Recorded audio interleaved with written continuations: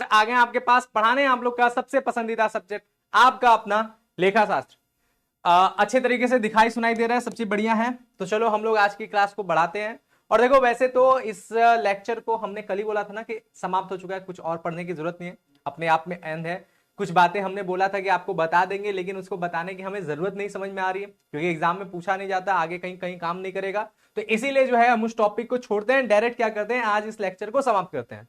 और जिस दिन जिस लेक्चर की जिस चैप्टर की समाप्ति होती है, जानते हो ना उस दिन क्या होता है, उस दिन होता है उस पूरे चैप्टर का एमसीक्यू, है ना बात। तो आज हम लोग जो है पूरा का पूरा इस चैप्टर का, जिसका नाम है लेखांकन के सैद्धांतिक आधार, इस पूरे चैप्टर का एमसीक्यू के ऊपर जो है चर्चा करने वाले, बात करने से पहले चैप्टर का देख नाम, ठीक है। 30 शुरू कर दें हानियों के लिए। तो शुरू करते हैं हम लोग पहला क्वेश्चन। पहला क्वेश्चन क्या बोलता है, पहला क्वेश्चन बोलता है कि लाभ की आशा ना करें और सभी संभव हानियों के लिए प्रावधान करें, इस नीति का कारण क्या है। क्या बोला है कि लाभ की आशा ना करें, यानी लाभ हो रहा है इसके बारे में मत सोचो, ठीक है, उसकी आशा मत करो, लेकिन जो भी संभव हानियां हैं, यानी जो भी भावी हानियां हैं, उसके बारे में आप पहले से प्रावधान करके रखो। ये किसके कारण होता है, ये नीति क्यों अपनाया जाता है। समानता की परंपरा के कारण ये होता है, रूढ़िवादिता की परंपरा के कारण ये होता है, प्रदर्शन की परंपरा के कारण होता है, कि इनमें से कोई नहीं। चलो 30 सेकंड के अंदर अब क्या है, रूढ़िवादिता की परंपरा, यही ना है रूढ़िवादिता की परंपरा। इसी में ना होता है कि भविष्य में होने वाले हानियों को तो लिख लो, लेकिन भविष्य में होने वाले लाभों को मत लिखो, है ना बात। वही बोला है, लाभ की आशा ना करो, यानी लाभ के बारे में मत सोचो, लाभ को मत लिखो, लेकिन संभव हानि यानी भविष्य में जो होने वाला हानि है उसको क्या करना, उसके लिए प्रावधान करो, यानी उसके लिए लिख लो। यही तो रूढ़िवादिता है, अपने आप को सिक्योर करके चलना, ठीक है। तो ऑप्शन प्रदर्शन वाला, ठीक है। सोनम नाज गोलू ने गड़बड़ कर दिया। समानता आगम का लेखा, समानता आगम का लेखा उस समय किया जाता है जब, आगम मतलब जो पैसा आ रहा है, आय, आय का लेखा कब किया जाता है, जब उत्पादन पूर्ण होता है, यानी वस्तु उत्पादन बन गया, वस्तु का उत्पादन हो गया, ठीक है। जब वस्तु का आदेश प्राप्त होता है, जब ऑर्डर आता है तभी कर दिया जाता है। जब वस्तु की सुपुर्दगी की जाती है, यानी जब वस्तु डिलीवर कर दिया जाता है तब किया जाता है। जब वस्तु का मूल्य प्राप्त होता है, जब वस्तु का पैसा प्राप्त हो जाता है तब किया जाता है। किस समय आगम का लेखा किया जाता है, ठीक है। समानता आपका आगम के लेखा किस समय होता है, फटाक से बता दो जल्दी से।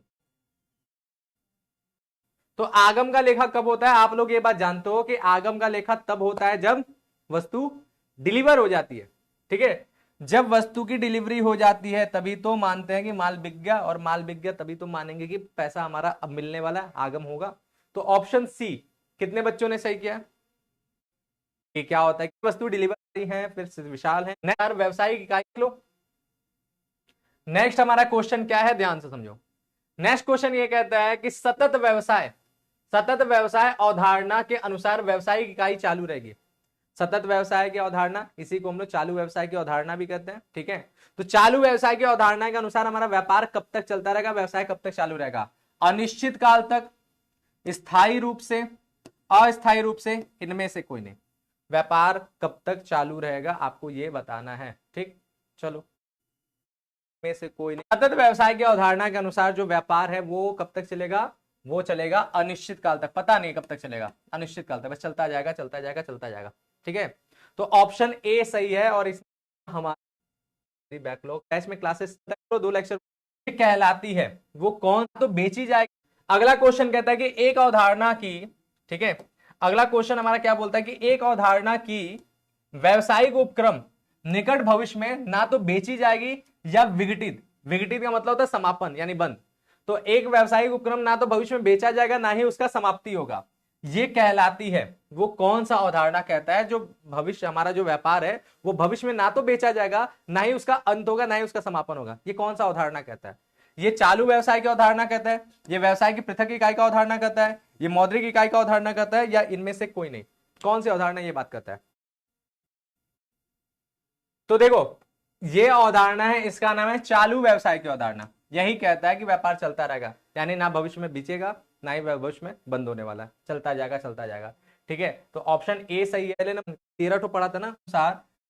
नेक्स्ट क्वेश्चन हमारा क्या कहता है, एक व्यवसायिक इकाई के जीवन काल में लेखांकन की किस मूलभूत लेखांकन अवधारणा के अनुसार वित्तीय विवरणों को प्रस्तुत करता है। ठीक है, ये आपको बताना है कि एक व्यवसायिक इकाई लेखांकन की किस मूलभूत अवधारणा वही जो हमने 13 ठो पढ़ा था ना, उन्हीं 13 अवधारणा को मूलभूत अवधारणा कहते हैं। तो किन मूलभूत अवधारणा के अनुसार वित्तीय विवरण को प्रस्तुत करता है? वित्तीय विवरण बनाने का अवधारणा आपको बताना कौन सा है? रूढ़िवादिता, इसके हिसाब से वित्तीय विवरण प्रस्तुत करता है। मिलान अवधारणा, जिसमें हमारा क्या होता है, आय और व्यय आपस में मिलता है, वो होता है मिलान अवधारणा, उसके हिसाब से हम लोग बनाते हैं। ठीक है, या लेखांकन अवधि अवधारणा, जिसके अनुसार हम लोग वित्तीय विवरण प्रस्तुत करते हैं, या फिर इनमें से कोई नहीं। अब ये थोड़ा सा सोचने वाला क्वेश्चन है, देखते हैं आप लोग सोच करके किस प्रकार से इसका आंसर देते हो। फिर वित्तीय विवरण है वो मेन है। ठीक है, तो ऑप्शन सी कितने बच्चों ने किया? अवधि अवधारणा, लेखांकन अवधि अवधारणा, इसी के अनुसार वित्तीय विवरण प्रस्तुत होता है, साल भर का पूरा बनता है ना, तो अवधि अवधारणा यहाँ पे मेन है। ठीक है, तो ऑप्शन सी कितने बच्चों ने किया? एक बात अमित लेखांकन से। नेक्स्ट क्वेश्चन कहता है कि प्राथमिक गुण, ठीक है, प्राथमिक गुण जो लेखांकन सूचना को निर्णय लेने में उपयोगी बनाता है।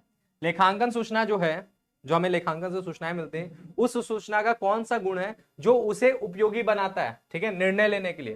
ठीक, संबद्धता यानी संगतता तथा पक्षपात से स्वतंत्र, विश्वसनीयता तथा तुलनीयता, तुलनीयता तथा एकरूपता, और उपयुक्त में से कोई नहीं। सबसे प्राथमिक गुण बता रहा है जो सूचना ऐसा जो निर्णय लेने में आपका उपयोगी हो। ठीक है, निर्णय लेने के अनुसार सोचना। ठीक, तो कौन सा ऐसा है जो इसके लिए काम करता है? चलो बता दो, कौन सा ऐसा गुण है? हो गया, निर्णय किसके हिसाब से लोगे बताओ? निर्णय लेने के लिए संगतता, संगतता और पक्षपात, ये है, उसमें गुण की जरूरत है। तो इससे उतना कोई लेना देना तो है नहीं। निर्णय लेने के लिए हमें क्या चीज की जरूरत पड़ता है भाई? निर्णय लेने के लिए हमें कमी और अधिकता, है ना बात, यानी अपनी कमियां को देखना पड़ता है और अपनी पावर को जानना पड़ता है। ठीक है, शक्ति और दुर्बलता दोनों समझोगे तब जाके आप किसी बात का निर्णय ले पाओगे, है ना बात। तो यहां पर अगर देखा जाए तो इस संबद्धता और पक्षपात, इससे इसका कोई लेना देना नहीं है। विश्वसनीयता और तुलनीयता, तो विश्वसनीयता से हमारा करेक्ट सारी चीजें आएगा, लेकिन करेक्ट चीजें आने से निर्णय लेने का उतना फर्क हमें निर्णय के अकॉर्डिंग केवल सोचना है।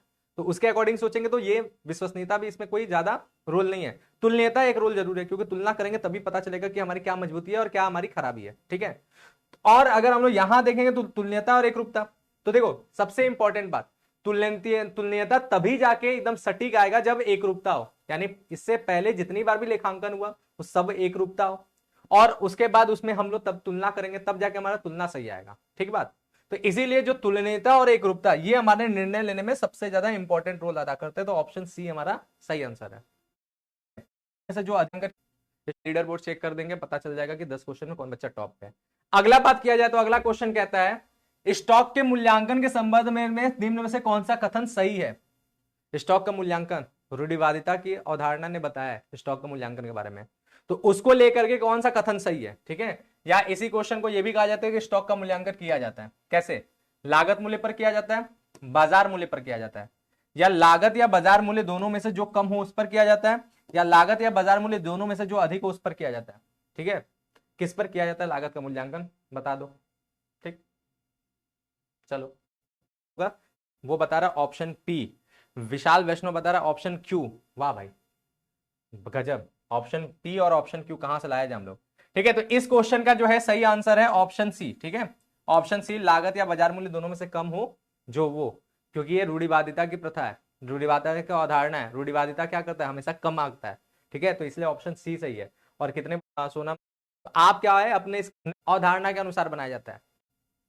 नेक्स्ट हमारा क्वेश्चन कहता है कि बट्टे पर प्रावधान बनाया जाता है डैश के अनुसार। बट्टा यानी डिस्काउंट, डिस्काउंट पर प्रावधान किस अवधारणा के अनुसार बनाया जाता है? ठीक है, सोचो, रूढ़िवादिता की वजह से, मिलान अवधारणा की वजह से, ए और बी दोनों की वजह से, या सारदा की अवधारणा की वजह से?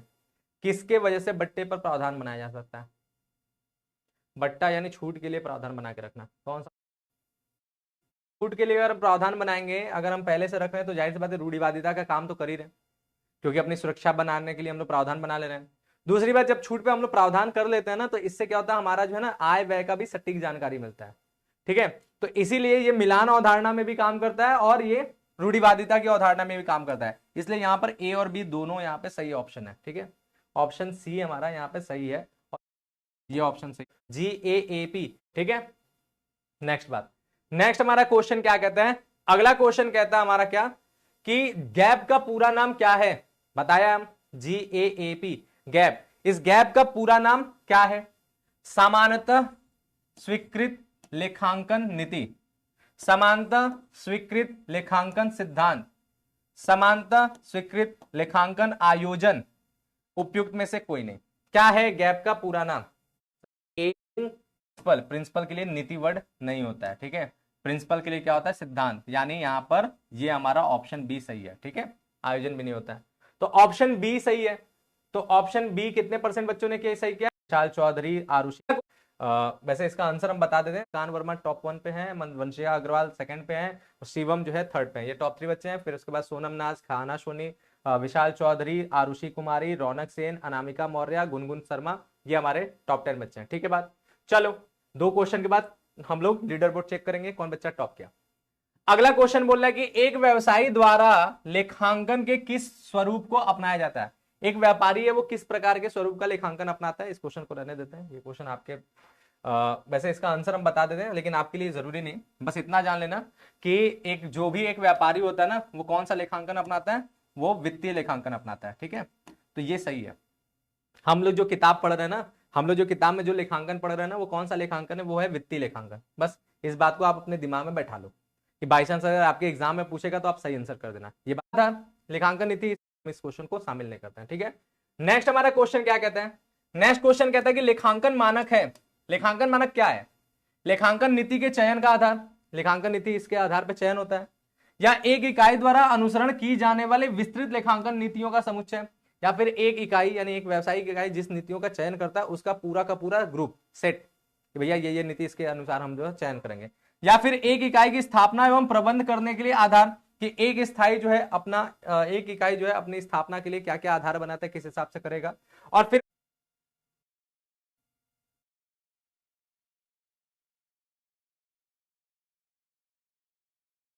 पेशेवर देश में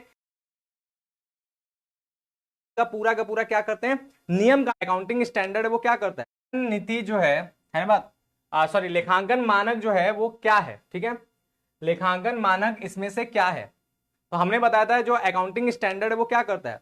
वो एक जो है प्रोफेशनल जो ऑर्गेनाइजेशन होता है, जो पेशेवर संस्था होता है किसी भी देश का, वो पूरा का पूरा अकाउंटिंग का पूरा क्या करते हैं? नियम कानून बना के दिए कि भैया ये चीजों को फॉलो करो ताकि पूरे के पूरे जो है देश में है, ठीक है। का मापन, लेखन और संप्रेषण, ये सारी की सारी चीजें किस प्रकार से करनी है, ठीक है। और वो कौन देता है? वो देश की शीर्ष संस्था जो होता है, पेशेवर संस्था होती है, वो देता है। ये होता है। अब इस बातों को देखते हुए हमें क्या समझ में आ रहा है, ठीक है। इस बातों को देखते हुए अगर हम लोग देखें तो इसमें हमें क्या समझ में आ रहा है, हम लोग फटाक से देखें तो समझेंगे ये बात, ठीक है। तो इस बातों को देखते हुए देखो यहां पर क्या पता चला है? लेखांकन नीति के चयन का आधार, क्या इसके अनुसार से लेखांकन नीतियों का चयन होता है? तो देखो लेखांकन नीति का चयन जो है वो किसके आधार पे होता है? वो कोई भी कर सकता है। हर अकाउंटेंट जो होता है वो लेखांकन नीति अपने अपने अकॉर्डिंग क्या करता है? चयन करता है, ठीक है। सारे के सारे जो लेखापाल होते हैं वो अपने अपने अकॉर्डिंग लेखांकन की नीतियों का चयन करते हैं। तो क्या ये वो आधार देता है कि भैया इसके अकॉर्डिंग चयन करो? सोचो। दूसरा क्या बोला कि एक इकाई द्वारा अनुसरण की जाने वाली विस्तृत लेखांकन नीतियों का समुच्चय। तो ये बात हमने कल के जो क्लास है उसमें आपको बताया था कि जो हमारा अकाउंटिंग स्टैंडर्ड होता है वो पूरा का पूरा उसके अंदर जो बातें होती हैं वो विस्तृत रूप से होती हैं, वो विस्तृत मार्गदर्शन होता है, पूरा बताया रहता है कि किस चीज को किस तरह से लिखना है, किस तरह से कैलकुलेशन करना है, किस तरह से सारी की सारी चीजों को फॉलो करना है। यानी ये क्या है? ये एक व्यवसाय द्वारा, इकाई का मतलब यहां पे व्यवसाय मान लो, एक व्यवसाय द्वारा अनुसरण की जाने वाली पूरी की पूरी लेखांकन नीतियों का पूरा एक सेट होता है, समुच्चय होता है, यानी पूरा का पूरा एक ग्रुप होता है जिसके अंदर सारे के सारे जो है हमारी लेखांकन नीतियां लिखी होती है। तो ऑप्शन बी इसका सही आंसर है, ठीक है। ऑप्शन बी इसका सही आंसर है। और कितने बच्चों ने इसका सही आंसर? एक ट्रिक भी कोई ऐसा है, ठीक है। हालांकि 4 पॉइंट है। अगला क्वेश्चन कहता है कि लेखांकन मानक के लिए डैश के लिए आदेश है। लेखांकन मानक किसके लिए आदेश है? लेखांकन मानक किसके लिए मानना सबसे ज्यादा कंपलसरी है? सोचो। ये बात हमने नहीं बताया लेकिन हम यहां पे बता दे रहे हैं कि ये जो है आपका कंपनियों के लिए मानना जो है बहुत ज्यादा जरूरी है। तो इसलिए इसका आंसर हमने नहीं दिया, इसलिए हम इस क्वेश्चन को हटाते हैं, ठीक है। कंपनियों के लिए मानना इसको जरूरी है, तो इस क्वेश्चन को भी हटा देते हैं। ये क्वेश्चन लिखा है, लेखांकन मानक से अभिप्राय विशिष्ट लेखांकन के डैश से है। लेखांकन मानक क्या है? विशिष्ट लेखांकन के डैश से। विशिष्ट लेखांकन के सिद्धांत हैं, विशिष्ट लेखांकन के सिद्धांत के प्रयोग हैं, या दोनों हैं, या इनमें से कोई नहीं। लेखांकन मानक क्या है? विशिष्ट लेखांकन सिद्धांत है, या फिर विशिष्ट लेखांकन सिद्धांतों के प्रयोग है, या फिर दोनों है, या इनमें से कोई नहीं। क्या होगा? तो लेखांकन, देखो सबसे पहली बात, लेखांकन मानक जो है विशिष्ट सिद्धांत है, ये बात तो कंफर्म है, ये बात कंफर्म है। लेकिन केवल विशिष्ट सिद्धांत नहीं है तभी लेखांकन मानक पूरा नहीं होगा। अकाउंटिंग स्टैंडर्ड है ना, लेखांकन आपका स्टैंडर्ड में आए इसके लिए ना। तो यानी जब तक उसका प्रयोग नहीं करोगे तब तक लेखांकन मानक का कोई औचित्य नहीं है, कोई मतलब नहीं है ना बात। यानी इसीलिए क्या होगा? ऑप्शन सी, यानी दोनों है, सिद्धांत है और उस सिद्धांतों का प्रयोग भी करना है, ये दोनों से हमारा लेखांकन सिद्धांत परिपूर्ण होता है। ठीक है, अकेला कुछ नहीं है। तो यहाँ पे आशीष, ठीक है, इनका सही आंसर है, ये सही से उतर उद्देश्य। ठीक है, ये होता है। क्या आप लोगों ने पढ़ा है इस चीज? अकाउंटिंग स्टैंडर्ड हमने आपको दिया नहीं है। अगला उद्देश्य है, फिर लेखांकन सिद्धांत, तो सब ठीक है। तो ये क्वेश्चन देख लेते हैं कि लेखांकन मानक का उद्देश्य क्या। ठीक है, वो क्वेश्चन क्योंकि आपका था नहीं इसलिए हटा दे रहे हैं। बोले लेखांकन मानक का अपना उद्देश्य क्या है? लेखांकन नीतियों को सुसंगत बनाना, लेकिन लेखांकन नीतियां जो है सुसंगत हो जाए, सबके समझ में आने लगे, सबके पास चला जाए इसलिए। या वित्तीय विवरणों को अतुल्यता को मिटाना, या वित्तीय विवरण में जो अतुलनीयता यानी बराबर तुलना करने योग्य जो वित्तीय विवरण नहीं होता उसको हटा देना, यानी तुलनीय बन जाए, इसलिए होता है। या वित्तीय विवरणों की विश्वसनीयता में सुधार लाना, जो वित्तीय विवरण है उसमें जो विश्वसनीयता है यानी उस पर विश्वास करने योग्य उसको बना देना, इसलिए है। या फिर उपयुक्त सभी। अब देखते हैं इसको कौन सही कहता है। कौन लेखांकन मानक आंसर दिया है, जो तुक्का मारने वाला तरीका बताया था, अगर आप लोग मान लेते तो सही हो जाता ना। 83.33% बच्चों ने सही आंसर दिया, बहुत अच्छी बात है। सनी, कान्हा, सोनी, सोनम, नाजिया टॉप। अगला क्वेश्चन हमारा नहीं हो, ठीक है, साहिन बानो और सिद्धांतों से तात्पर्य, लेकिन ये हमारे जो है टॉप 10 बच्चे हैं। ठीक, अगला क्वेश्चन ले लेते हैं। अगला क्वेश्चन हमारा क्या है? लेखांकन के सिद्धांतों से तात्पर्य, लेखांकन के सिद्धांत का क्या तात्पर्य है बताओ। ठीक है, लेखांकन के सिद्धांतों का तात्पर्य व्यापार, व्यापक स्वीकृति, कठोर नियम, भौतिक सिद्धांत, या इनमें से कोई नहीं। लेखांकन का सिद्धांत क्या है इसमें से? उसके अंदर इसमें से कौन सा गुण है, एक तरह से बोलो उसकी क्या विशेषता है? क्या वो व्यापक स्वीकृति उसको प्राप्त है, या वो एकदम कठोर नियम है कि नहीं मानना है, नहीं मानोगे तो भैया जो है सजा के पात्र हो जाओगे, जेल हो जाएगा, कुछ हो जाएगा इधर उधर, ये है। या भौतिक सिद्धांत की तरह सर्वव्यापी भौतिक सिद्धांत समझ लो ना, जो प्राकृतिक जो वैज्ञानिक सिद्धांत है वो वैसा है, या इनमें से क्यों नहीं? लेखांकन का सिद्धांत क्या है? 15 है, उनसे हम यही कहेंगे कि आर्थिक सिद्धांत नहीं है। ठीक है, यानी ऑप्शन नहीं है। ठीक है, बच्चों ने यहाँ पे सही किया है, तो यहाँ पे ऑप्शन कौन सा सही होगा? सीधी सी बात है, व्यापक स्वीकृति होता है लेखांकन सिद्धांत का, कोई कठोर नियम है, कोई भौतिक सिद्धांत नहीं है। ठीक है, क्वेश्चन कहता है कि बता दो, मनुष्य द्वारा निर्मित है। कैसे है लेखांकन के सिद्धांत? प्रकृति द्वारा निर्मित है, प्रकृति पहले से बना बनाया। सरकार द्वारा निर्मित है, गवर्नमेंट बनाता है। मनुष्य द्वारा निर्मित है, यानी मानव बनाता है, या ये सभी। लेखांकन के सिद्धांत जो है कैसे है, सोचो, ये आपको बताना भाई, नहीं रखा हुआ है। और ना ही सरकार द्वारा निर्मित। सरकार, देखो सरकार जो है क्या करता है, सरकार बस एक तरह से उसका प्रभाव पड़ता है, लेकिन वो सिद्धांत बनाता नहीं है। ठीक है, तो किसके द्वारा निर्मित है? मनुष्य द्वारा निर्मित है, मनुष्यों के द्वारा ये बना हुआ है, तो ऑप्शन सी इसका सही है। ठीक है, तो ऑप्शन सी सही है। कितने बच्चों ने इसका आंसर सही दिया? बस 46। विशाल चौधरी, बातें नहीं है, गलत है। ठीक है, चलो नेक्स्ट क्वेश्चन देख लो। नेक्स्ट क्वेश्चन क्या कहता है हमारा कि निम्नलिखित में से कौन सा कथन गलत है? ध्यान से समझना, गलत पूछा है, कौन सा कथन गलत है? लेखांकन के सिद्धांत वास्तविक तथ्यों पर आधारित होते हैं। वास्तविक तथ्य यानी जो एकदम है सामने, वास्तव में वही सारी चीजें रहता है, उसमें कुछ अनुमानित बातें नहीं है। ध्यान से सोचना, बताना। लेखांकन के सिद्धांत प्राकृतिक विज्ञान की भांति सार्वभौमिक है। लेखांकन के सिद्धांत जो है विज्ञान की तरह ही एकदम सार्वभौमिक है, सब जगह एक समान एक जैसा लागू होता है, एकदम परफेक्ट है। ठीक है, या लेखांकन के सिद्धांत लोचदार होते हैं। लोचदार मतलब बदलता है, फ्लेक्सिबल, उसकी संख्या घटती बढ़ती रहती है लेखांकन के सिद्धांत की, ये है। ठीक है, या लेखांकन के सिद्धांत सामान्य स्वीकृति पर आधारित है, या लेखांकन के सिद्धांत इस तरह से है कि सामान्य लोग स्वीकार कर ले तो वो लेखांकन के सिद्धांत बन गए। इसमें आपको ढूंढना है गलत, सही नहीं ढूंढना है, गलत। जो इसमें गलत लग रहा है वो आपका सही आंसर होगा। ठीक है, तो चलो फटाक से जो है बताओ इसका आंसर क्या हो जाएगा। ये बात है, बोला है कौन सा गलत बात है, तो लेखांकन का सिद्धांत विज्ञान के सिद्धांतों की भांति सार्वभौमिक नहीं होते हैं, यानी ये ऑप्शन हमारा गलत है, इसी वजह से हमें इसे सही मानना है। ठीक है, तर्क संगत। आगे बढ़ जाते हैं, अगला क्वेश्चन देख लो। अगला क्वेश्चन क्या है? अगला क्वेश्चन कहता है कि लेखांकन की अवधारणा है, कैसा है लेखांकन की अवधारणा? तर्क संगत युक्तियों के आधार पर प्रतिपादित विचार। लेखांकन की अवधारणा कैसे बना है? तर्क संगत युक्तियों के आधार पर प्रतिपादित है, ठीक है। या फिर लेखाकार की ईमानदारी की जांच इसके जरिए होता है, या वित्तीय प्रलेखों का सत्यापन इसके जरिए होता है, या उपरोक्त में से कोई नहीं। लेखांकन की अवधारणा इसमें से कैसी है? ठीक है, क्या सही आंसर है? वो हमारा कैसे प्रतिपादित होती है? युक्तियों के आधार पर, तर्क या फिर वित्तीय प्रलेखों का सत्यापन है, या फिर इनमें से कोई नहीं। तो भाई जो लेखांकन की अवधारणा है वो हमारा कैसे प्रतिपादित होती है? युक्तियों के आधार पर, तर्क हुआ, बातचीत हुआ, उसके हिसाब से अवलोकन होकर ये बन गया, ठीक है। तो ये हमारा ऑप्शन ए जो है ये हमारा सही है, ठीक है। इसमें भी तुक्केबाजी चला होगा, हमें पता है कितने बच्चों ने सही आंसर दिया, ये भी काउंट नहीं हुआ। देखिए किस अवधारणा के तहत व्यवसाय को उसके स्वामी से स्वतंत्र एवं पृथक माना जाता है। आपको बताना है कि किस अवधारणा के अनुसार जो व्यापार का मालिक है वो अपने व्यापार से एकदम अलग माना जाता है, ठीक है। लागत अवधारणा के कारण, चालू व्यवसाय की अवधारणा के कारण, अस्तित्व अवधारणा के कारण, या अवधि अवधारणा के कारण। किस अवधारणा के कारण व्यवसाय का मालिक अपने व्यापार से अलग माना जाता है? चलो बता दो, ठीक है। ये अपने व्यापार के कारण। पृथक अस्तित्व की अवधारणा यही कहता है कि व्यापार और व्यापार का मालिक क्या है? बिल्कुल अलग अलग। पृथक अस्तित्व की अवधारणा जिसे अस्तित्व की अवधारणा भी कहते हैं। तो यहाँ पे ऑप्शन सी हमारा सही है। और कितने बच्चे? लेन देन जिसे मुद्रा में नहीं नापा जाता। और जो है शिवम, अमन शर्मा, ये हमारे टॉप 10 बच्चे हैं। नेक्स्ट देख लो।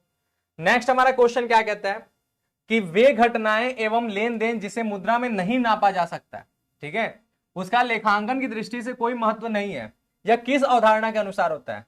वसूली अवधारणा ये क्या बात कहता है, उपार्जन अवधारणा ये बात करता है, मुद्रा मापन अवधारणा ये बात करता है, या रूढ़िवादी अवधारणा ये बात करता है? कौन सा नाप उसी को लिखो। ऑप्शन सी सही है। कितने बच्चों ने सही आंसर दिया? बस 60%। नाम ही है मुद्रा मापन अवधारणा, वही ना कहता है कि मुद्रा में जिसको नापे उसी को लिखो। ऑप्शन सी, ठीक है, व्यवसाय का अस्तित्व। नेक्स्ट हमारा क्वेश्चन क्या कहता है कि चालू व्यवसाय अवधारणा के अनुसार यह माना जाता है कि व्यवसाय का अस्तित्व, चालू व्यवसाय की अवधारणा क्या कहता है कि व्यवसाय का अस्तित्व दीर्घकालीन जीवन होगा, बहुत लंबा जीवन होगा, अल्पकालीन जीवन होगा, बहुत छोटा जीवन होगा, अति अल्पकालीन जीवन होगा, उससे भी एकदम छोटा जीवन होगा, या निश्चित जीवन होगा, या एकदम निश्चित, एकदम फिक्स कितना ही दिन चलेगा, कैसा जीवन होता है रहना रहेगा, ठीक है। चलो, तो यहां पर क्या आंसर हो जाएगा? चालू व्यवसाय की अवधारणा कहता है कि व्यवसाय का अस्तित्व कैसा रहेगा? दीर्घकालीन जीवन होगा, बहुत लंबा चलेगा, हमेशा चलता रहेगा, ठीक है। तो ये वो इसके बाद होंगे, इसलिए उनका संपत्तियों का मूल्यांकन किस बाजार मूल्य पे। नेक्स्ट हमारा बोला है कि लागत अवधारणा के अनुसार संपत्तियां हमेशा मूल्यांकित की जाती है। लागत अवधारणा क्या कहता है? संपत्ति को किस मूल्य पे मूल्यांकित किया जाता है, ठीक है, बताओ। बाजार मूल्य पे, क्रय मूल्य पर, वर्तमान मूल्य पर, या बाजार अथवा क्रय मूल्य दोनों में से किस पर, ठीक है, किस मूल्य पर किया जाता है? लागत अवधारणा क्या कहता है? संपत्तियों का मूल्यांकन किस मूल्य पर किया जाता है? लागत अवधारणा कहता है कि संपत्तियों को उसके लागत पर दिखाना चाहिए, और लागत किसे कहना चाहिए? अब मैथ में बच्चों ने पढ़ा होगा लागत मूल्य होता है, कितने बच्चों ने सही किया? 30 यानी कॉस्ट प्राइस, और कॉस्ट प्राइस को हिंदी में हम लोग क्रय मूल्य कहते हैं, ठीक है, क्रय मूल्य। ऑप्शन बी यहाँ पे सही है, ठीक है, क्रय मूल्य हमारा लागत मूल्य होता है। कितने बच्चों ने? निम्नलिखित में से किसका लेखांकन लेखा पुस्तकों में नहीं होगा? इनमें से किसको जो है लेखा पुस्तकों में नहीं लिखेंगे? सोच के बताना, ठीक है। वेतन का भुगतान 7,000, क्या इसको लिखेंगे या नहीं लिखेंगे? डूबत ऋण, बैड डेट्स 1,000, इसको लिखेंगे कि नहीं लिखेंगे? लेखाकार की ईमानदारी, इसको लिखेंगे कि नहीं लिखेंगे? 5,000 की चोरी, इसको लिखेंगे कि नहीं लिखेंगे? किस चीज को हम लोग जो है लेखांकन की पुस्तक में नहीं लिख सकते एकदम? तो मुद्रा मापन अवधारणा क्या कहता है कि लेखांकन में केवल उन्हीं चीजों को लिखा जाता है जिसे मुद्रा में नापा जा सके, और यहाँ पे एक ऐसी चीज है जिसे मुद्रा में नहीं नापा जा सकता है, वो है ईमानदारी। तो ईमानदारी को कभी भी लेखा पुस्तकों में शामिल नहीं किया जाता है। तो लेखा पार्थ कुमार गौड़ देखा जाएगा। तो वसूली अवधारणा के अनुसार लेखांकन कब होता है? वसूली अवधारणा कब लेखांकन करने के लिए बोलता है? कब? जब माल का आदेश प्राप्त होता है तब। ऐसा ही क्वेश्चन एक बार और हो चुका है, सोच के आंसर देना। जब माल का उत्पादन होता है तब, जब माल की सुपुर्दगी हो जाती है तब, जब माल का मूल्य प्राप्त होता है तब। यही सेम क्वेश्चन हम, ठीक है। तो यहां पर ऑप्शन क्या होगा? माल की सुपुर्दगी यानी डिलीवर हो जाएगा तभी वो कानूनी रूप से बाध्य हो जाता है, और फिर जाके उस चीज को लिखने के लिए हम लोग अपने लेखांकन में शामिल कर सकते हैं।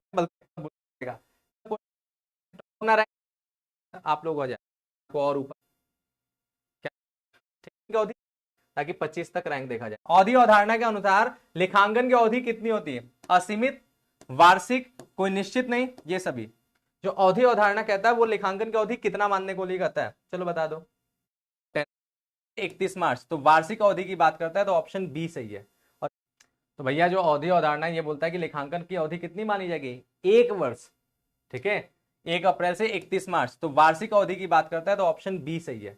और कितने, अगला क्वेश्चन हो चुका है, लेकिन अगला क्वेश्चन यादव मुस्कान, आदिता उदाहरणा के अनुसार व्यापारिक जो स्कंद होता है उसका मूल्यांकन कैसे, ठीक है, एक क्वेश्चन हो गया। चलो नेक्स्ट बात करते हैं, अगला क्वेश्चन। अगला क्वेश्चन कहता है कि रूढ़िवादिता उदाहरणा के अनुसार व्यापारिक जो स्कंद होता है उसका मूल्यांकन कैसे किया जाता है। ये भी क्वेश्चन हो चुका है, सोच के सही आंसर देना। सेम टू सेम ऐसा क्वेश्चन हो चुका है। लागत मूल्य पर किया जाता है, बाजार मूल्य पर किया जाता है, लागत या बाजार मूल्य दोनों में से जो अधिक हो उस पर किया जाता है, लागत या बाजार मूल्य दोनों में से जो कम हो उस पर किया जाता है। सेम टू सेम यही क्वेश्चन हो चुका है, लेकिन फिर भी हम पूछ रहे हैं लापा। तो रूढ़िवादिता अवधारणा कहता है कि लागत मूल्य या बाजार मूल्य दोनों में से जो कम होगा उसी पे हम लोग व्यापारिक स्कंद का मूल्यांकन करते हैं, ठीक है। तो ऑप्शन डी है। ऑप्शन डी कितने बच्चों ने सही किया है? तो आप लोग लिखने की बात, क्योंकि बाकी एमसीक्यूज हैं उस पर